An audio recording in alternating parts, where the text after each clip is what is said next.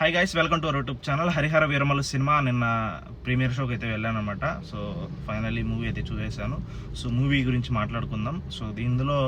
So సినిమాలో plus points విషయానికి వస్తే పవన్ కళ్యాణ్ గారి టైటిల్ కార్డ్స్ అయితే పడతాయి. మూవీ టైటిల్ కార్డ్స్ అయితే సో నెక్స్ట్ లెవెల్ ఉంటుంది. అండ్ ఫ్యాన్స్కి అయితే గూస్ బంప్స్ వస్తాయి. అండ్ బ్యాక్గ్రౌండ్ మ్యూజిక్ కూడా నెక్స్ట్ లెవెల్లో ఉంటుంది. సో ఇంతవరకు ఏ మూవీకి కూడా ఈ రేంజ్ టైటిల్ కార్డ్స్ అయితే పడలేదు పవన్ కళ్యాణ్ గారి మూవీస్లో. సో ఇందులో టైటిల్ కార్డ్స్ మాత్రం నెక్స్ట్ లెవెల్. అండ్ నెక్స్ట్ విషయానికి వస్తే పవన్ కళ్యాణ్ గారి ఇంట్రొడక్షన్ సీన్ అయితే మస్తు అనిపిస్తుంది, నెక్స్ట్ లెవెల్ ఉంటుంది. అండ్ కీరవాణి గారి బ్యాక్గ్రౌండ్ మ్యూజిక్ అయితే చితగ్గొట్టేశారనమాట. ఆ లెవెల్లో ఉంటుంది బ్యాక్గ్రౌండ్ మ్యూజిక్. ఫ్యాన్స్కి అయితే ఫుల్ మీల్స్ లాగా ఉంటుంది.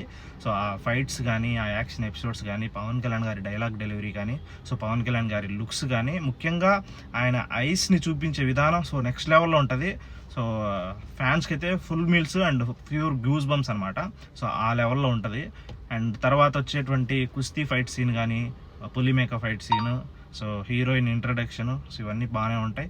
అండ్ హీరోయిన్ కూడా అంత ఇంపార్టెన్స్ ఏమీ లేదు మూవీలో. సోగా అనిపిస్తుంది అనమాట.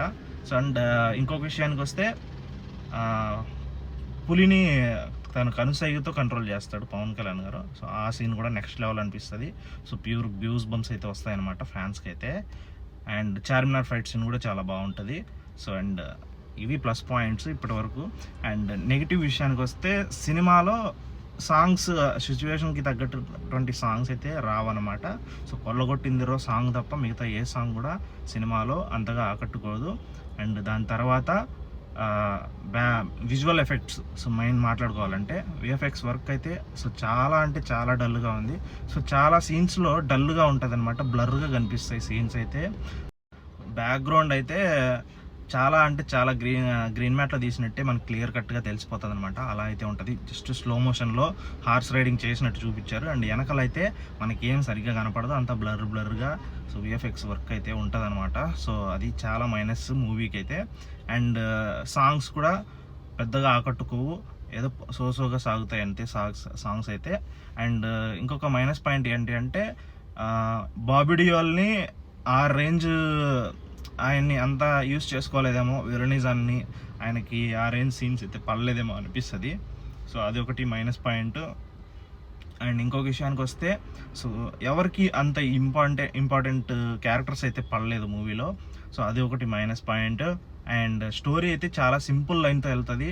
సో జస్ట్ ఒక వజ్రాల దొంగతనం చేసే క్యారెక్టర్లో పవన్ కళ్యాణ్ గారు ఉంటారు. అండ్ ఎందుకు వజ్రాల దొంగగా మారాల్సి వచ్చింది, సో ఎవరి కోసం మారాల్సి వచ్చింది, సో ఫైనల్గా ఎక్కడికి వెళ్ళాడు, ఎవరి కోసం వెళ్ళాడు అనేది స్టోరీ లైన్ ఉంటుంది. సో చాలా simple story line. So first half మాత్రం చాలా సాఫీగా సాగిపోద్ది. So 2-3 fight సీన్లతో.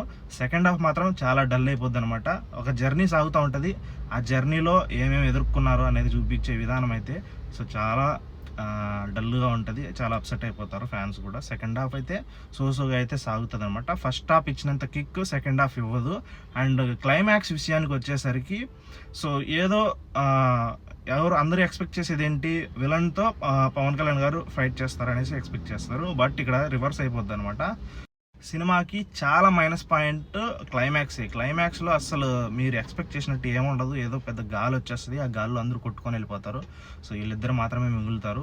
సో అది చాలా సింపుల్గా క్లైమాక్స్ అయితే పెట్టేశారు. అండ్ పార్ట్ 2 అనేసి ఎండ్ కార్డ్ అయితే పడుతుంది అనమాట. అలా అయితే ఫినిష్ అయితే చేసేసారు.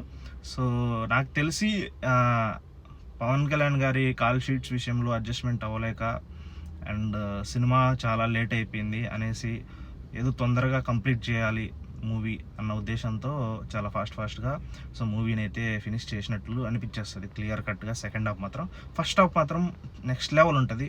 ఫస్ట్ హాఫ్ని తప్పులు పట్టే విధంగా లేనే లేదు. సెకండ్ హాఫ్ మాత్రం సో ఇంకొంచెం బెటర్గా పెట్టుంటే, ఆ క్లైమాక్స్ కూడా కొంచెం బెటర్గా పెట్టుంటే బాగుండేదేమో అనిపిస్తుంది. సో అదొకటి డిసప్పాయింట్మెంట్.